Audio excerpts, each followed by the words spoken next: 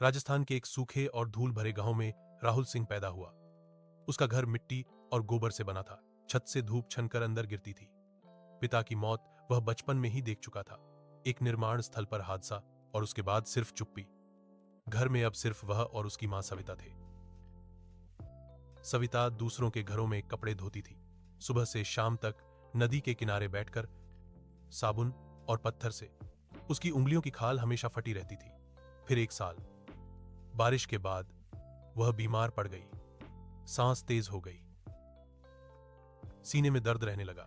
गांव के वैद्य ने बस इतना कहा, शहर ले जाओ, दवा महंगी है लेकिन जान बच सकती है। घर में पैसे नहीं थे, एक भी नहीं।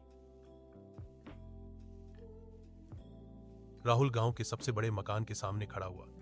वहां फैक्ट्री का मालिक विक्रम मल्होत्रा रहता था।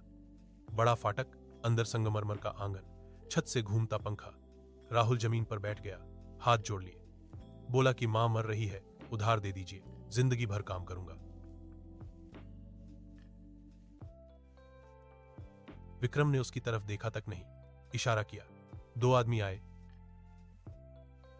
राहुल को घसीटकर आंगन में ले गए। लाठियां पड़ी, धूल उड़ी, उसका चेहरा जमीन में दबा दिया गया। किसी ने हंसते हुए कहा, गरीबों की उम्र भी क्या बढ़ानी। फाटक बंद हुआ। राहुल सड़क पर पड़ा रहा। उसी रात दिए की कमजोर रोशनी में सविता की सांस रुक गई। राहुल ने उसे पकड़े रखा देर तक। सुबह नदी किनारे उसने अकेले उसका अंतिम संस्कार किया। धुआं आसमान में घुल गया, उसकी आंखों से आंसू नहीं निकले। अगले दिन वह गांव छोड़कर निकल पड़ा। सबसे सस्ती ट्रेन में खुले दरवाजे के पास खड़ा होकर वह मुंबई पहुंचा। शहर पहले से जाग रहा था। शोर, भीड़, बदबू और उम्मीद, सब एक साथ। उसने निर्माण स्थल पर काम किया। सुबह 5 बजे लाइन में खड़ा होना, ठेकेदार की उंगली का इंतजार। चुने गए तो काम, नहीं तो भूख। नंगे पैर तपती जमीन पर सीमेंट की बोरियां उठाना, धूल फेफड़ों में भर जाना।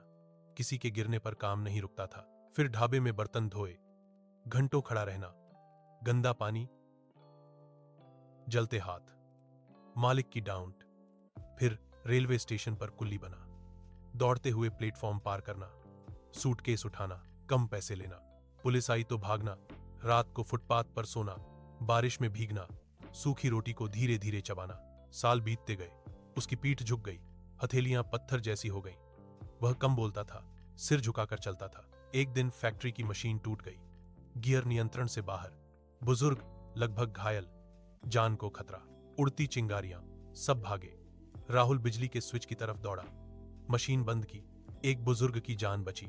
वह आदमी था आनंद मेहता, असल मालिक। आनंद ने उससे नाम पूछा। पहली बार किसी ने उसे ध्यान से देखा। राहुल को आगे बढ़ने का मौका मिला, पढ़ना सीखा, हिसाब समझा। सालों बाद वही आदमी मीटिंग्स में बैठता था, फैसले करता था। पैसा आया, सम्मान आया। एक दिन वह काली कार में अपने गांव लौटा। धूल उड़ती गई, बच्चे पीछे दौड़े, लोग चुप हो गए। वह सीधे उसी फैक्ट्री में गया। विक्रम मल्होत्रा के सामने कॉन्ट्रैक्ट रखा गया। नाम पढ़ते ही उसके हाथ कांप गए। राहुल सिंह। फैक्ट्री बिक चुकी थी। नई व्यवस्था आई। मजदूरों को सही मजदूरी, इलाज, इज्जत मिली। लोग राहुल का नाम लेने लगे। शाम को वह गांव के बाहर खड़ा हुआ। सूरज डूब रहा था। उसने मन ही मन कहा, मां, मैंने जिंदगी घुटनों पर नहीं जी,